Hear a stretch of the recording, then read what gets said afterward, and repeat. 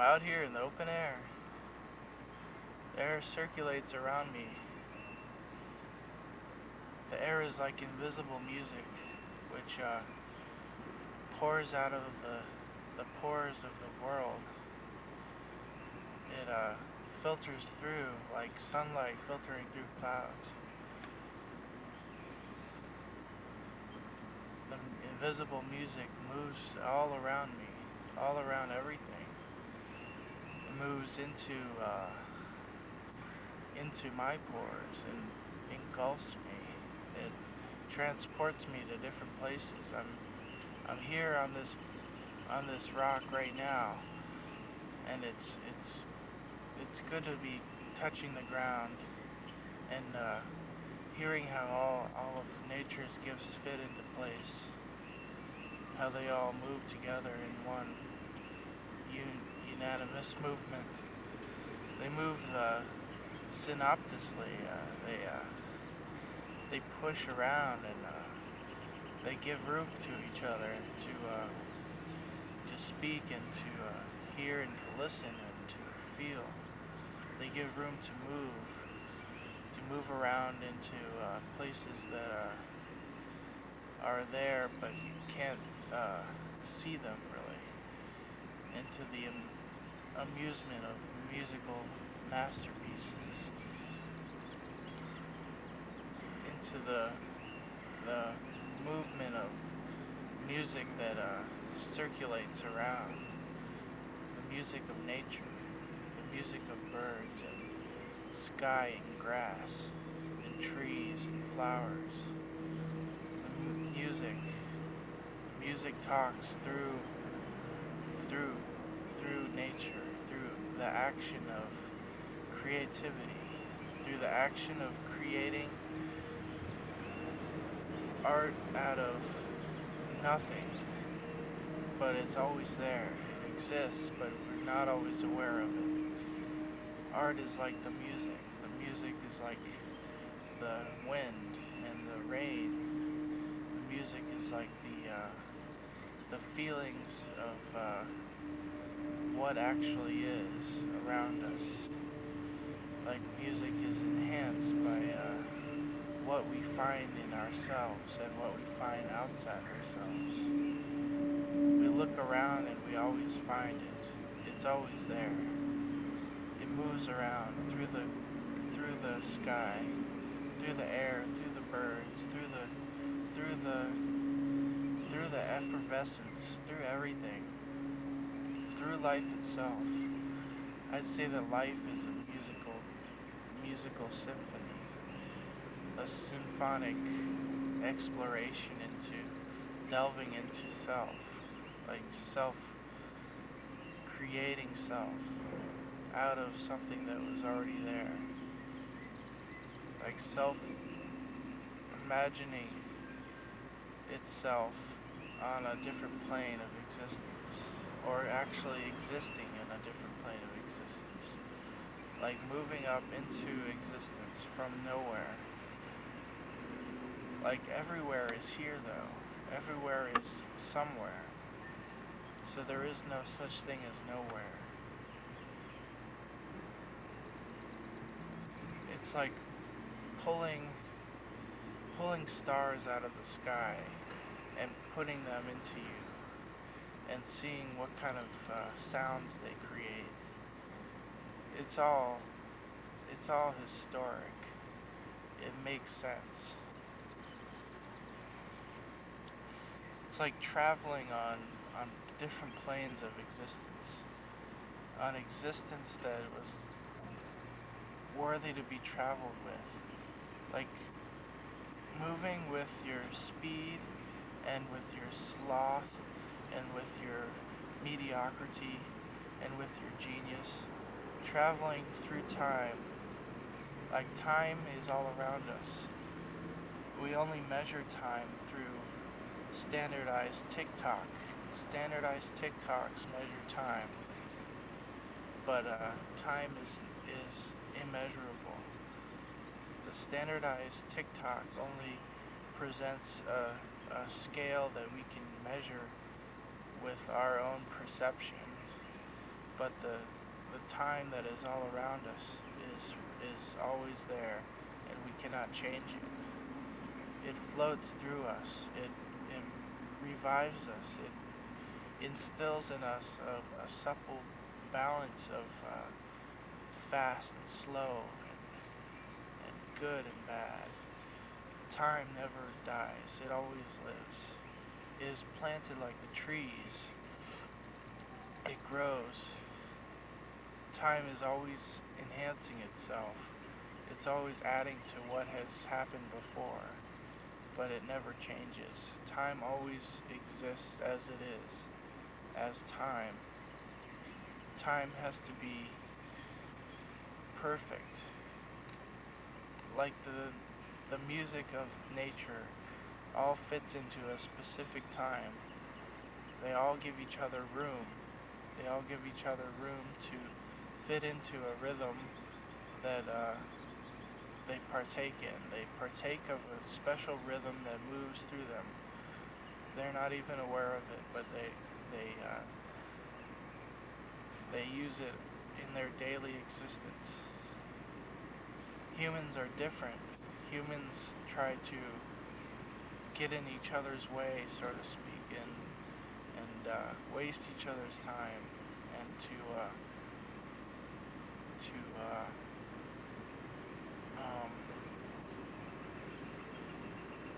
humans can't exist in their own time. They bump off each other. They bump into other times. Like each human has their own rhythm, and each rhythm is different. So each person brings a different rhythm to the world of rhythm, to the rhythm that is in the world, to the rhythm of nature. Like each human exists as nature.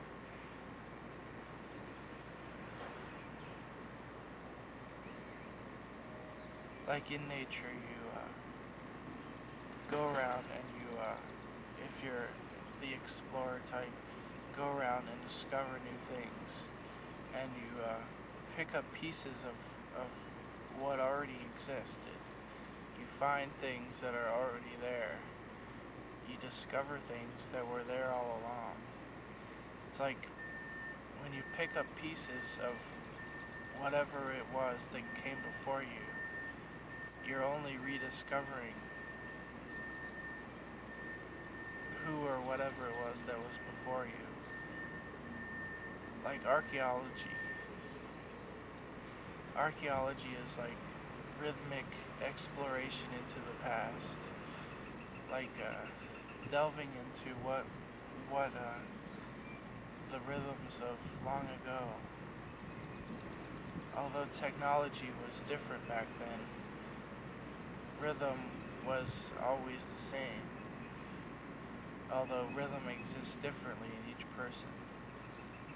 So that by archaeology they're digging up old rhythms of the past when they discover like some sarcophagus or something where some ancient person is buried. They're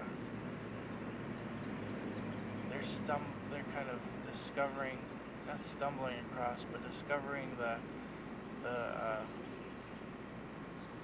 remnants of the way the person lived. Like you have to go around and pick up pieces of things that you find to be suitable to fit with what you're doing. And if you're doing something that you enjoy, then you'll find things that are enjoyable to you. Like rhythm enhances each other's lives. Music forms transformation. Rhythm and music form melody. Melody stands on its own though. They all three can stand on their own. You must be in harmony with nature in order to find the true rhythm of the world.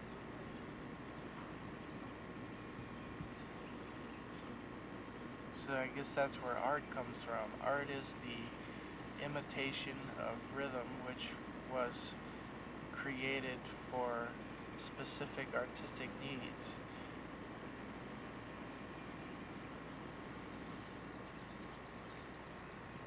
like going out into nature and observing and becoming part of it, and then taking it back to wherever you like to create things, and recording a little bit of history in a way, but through your eyes, like looking at something through someone else's eyes in order to see part of who you are. That's what art is, I'd say.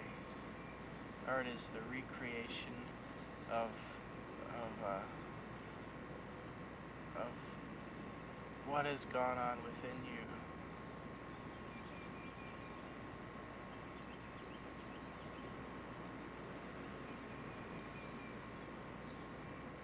And when you're free from free from free from the you you leave the ground, and you lift up, and you look around, and your feet leave the ground, and you feel light, and you lift, and your heart is free, and you start to fly. And when you fly, you soar, and you become an eagle, and you lift up and look around you, and you can see the world from a different perspective, like flying above the world, like looking down on the things that you were down on, like up in the air, looking at the earth where you stood. It's like flying like birds. And I'd say that music and rhythm and harmony and melody all change when you get up into the sky. I'd say they become more soothing, more free and relinquishing, and they pull you up, and you look around, and you feel the air move past you, and you fly, and you lift past the ground and the trees and everything else. And then once you've flown once, you always wish you could fly higher and higher each time. Every time you leave the ground, you just want that perfect gust of wind to push you in the right direction, so you can just soar without any inhibitions, without any imaginary blockades. You need to lift up and fly up into the heavens, so to speak. Like the heavens, like are the sky, and the things above the sky.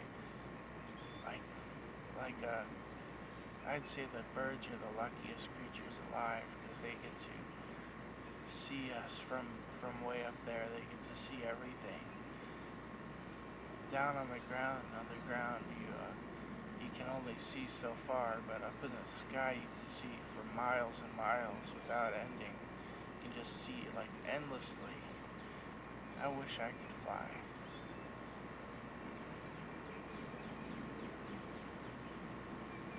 And you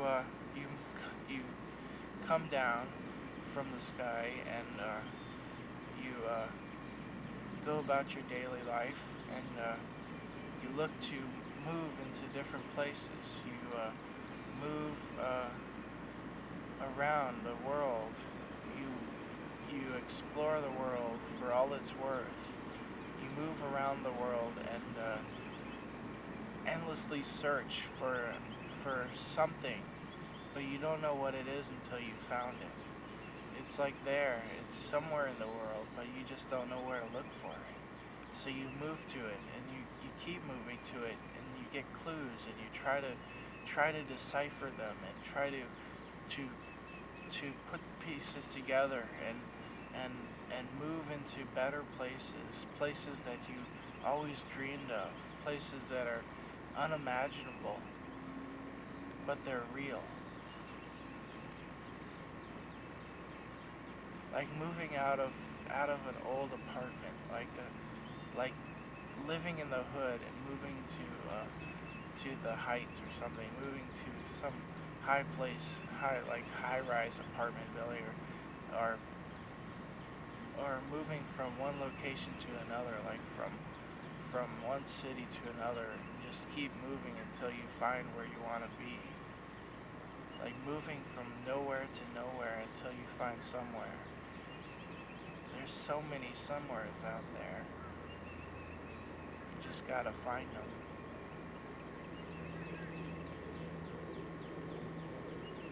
And once you find that somewhere, you tend to settle down and calm and relax and take best advantage of that place wherever it may be, and you move around in that place and explore and see the sights, and hopefully if you're an artist you maybe transfer some of those sights into maybe paintings, or write songs about places you've been, or whatever you want to do, and then you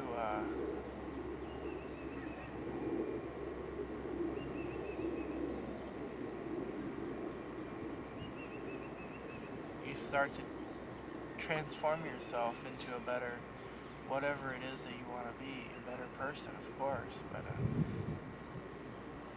what if a person could be a cloud, or a tree? But I'm kind of glad actually that I'm a person, you know? What if you transform yourself into a person that is perfect in your in your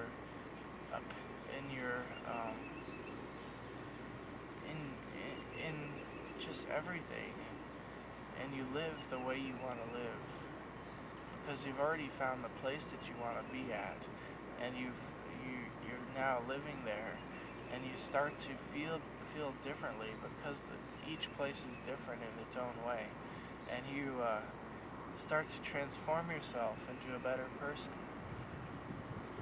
It may not be better, so to speak, but it may be different and more suited to who you are, like a better version of yourself in a way, like understanding since you found your place and you like it, and you're living there, and you like what you're living, and you like the way you're living, and you like the sights, and you like it, and you commune with nature, and you find yourself, and then you start to better yourself and become who you want to be, and maybe you drop some of the things that maybe you ran across in the past that didn't suit your standards, so to speak. So you do it, man. You just get up there and do it, and you fly around and lift up out of your body sometimes, and when you're out of your body, you look around and you find your place, and then you float away, and like a man in a riverboat, you just like it. Say if a river is your place, if you find this beautiful river, and you build a little cabin next to it, and each day you go out in your boat in the river, and that's the place that you always dreamed of, and you float away, and your imagination is just pure and simple, and you enjoy the feel of the water rolling around, and you every day you float down the stream, and then you come home at night and go to bed, and the next day you go out and you say, wow, I get to float down the stream again, and it's what you wanted to do. Or you find like a mountain top, and you're sitting on the mountain top, and you can see for miles and miles and miles, and in a way it's like flying, sitting on top of a mountain, because up there where the birds go, up there where the sky starts, you go to the beginning of the sky and look around on the top of that mountain, and you see far into the distance and see all the beautiful sights around you, and you feel like flying because of the elevation and because of the way it feels up on top of the mountain, and you're close to a cliff, so to speak.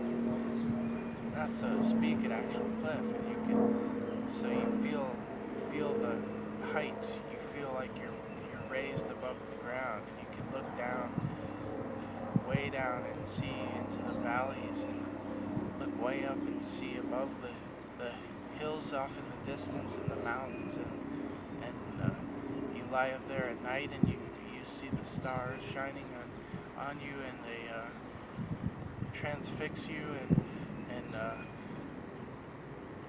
and you are brightened by the loveliness of it, and you lighten your load, and you every and say you have some kind of shelter up there, and you hunt for food, and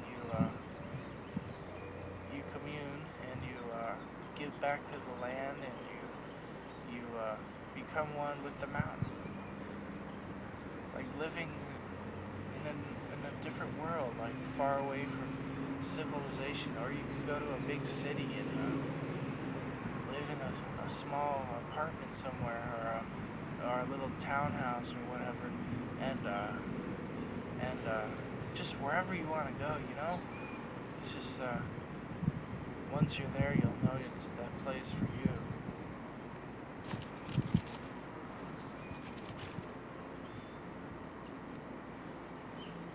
And after you've been up in the air for such a long time, you decide to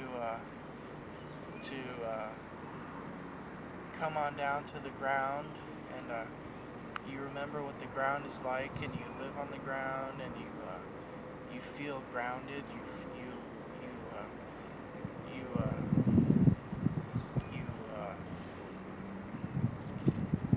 You lift yourself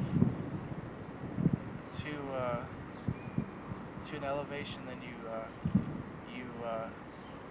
slowly walk back down to maybe sea level or something, and you go out in the sea and surf maybe, and catch a few waves like body surfing, and get in the tube and roll around, and you love the beach. But you come on down to the ground, and you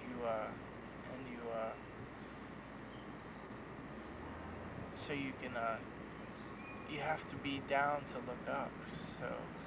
So when you're down, you get all these excitements in you, and you look up, and you see, wow, I could go way back up there again, and you decide to do whatever you want to do, and you go up, up, and then you come way down, and you just go wherever, wherever the spirit takes you, wherever you want to go, wherever your imagination goes, or wherever your real life takes you. You move into real life, like real life.